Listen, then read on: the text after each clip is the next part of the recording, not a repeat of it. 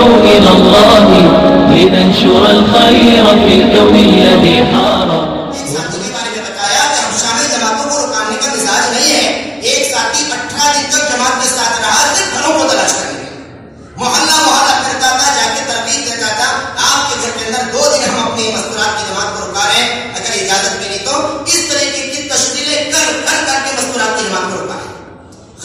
باوجود انہوں نے مکمل ساتھ دیا ہے. اللہ تعالیٰ نے غریبی کی وجہ سے ان کو دعوت سے پیچھے نہیں رکھا. ماحول نہیں ہے, غربت زیادہ ہے, لیکن حبشہ کے اندر مستورات کی جماعت کا بھرپور ساتھ ملا.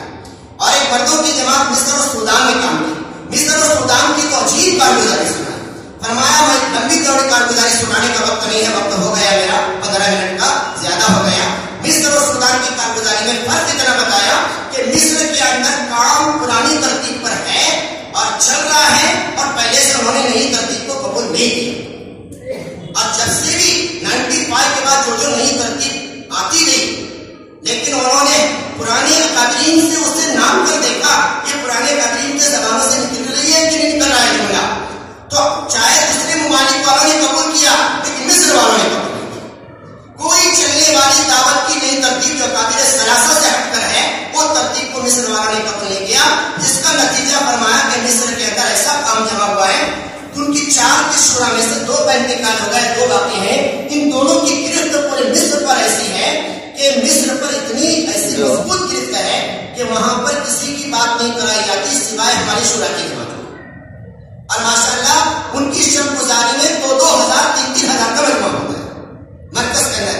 جب ہماری شورا کی جماعت وہاں پر پہنچی تو پہلے ہی دن مشورہ کر کے انہوں نے بتایا جب تک تمہاری جماعت مصر میں رہے گی, فجر کا بیان, مغرب کا بیان اور حیات صحابہ کی تعلیم تمہارے ذمہ ہے. ورنہ آج تک انہوں نے کسی باہر سے آنے والوں کی نہ بیان کرایا, نہ فجر کی بات کرائی, نہ تعلیم کرائی. اس جماعت کے حوالے کر دیا جب تک تمہاری جماعت مصر میں رہے گی یہ تینوں کام تم کو کرنا ہے. اور بہت ساری کارگزاری مصر کے اندر ہے.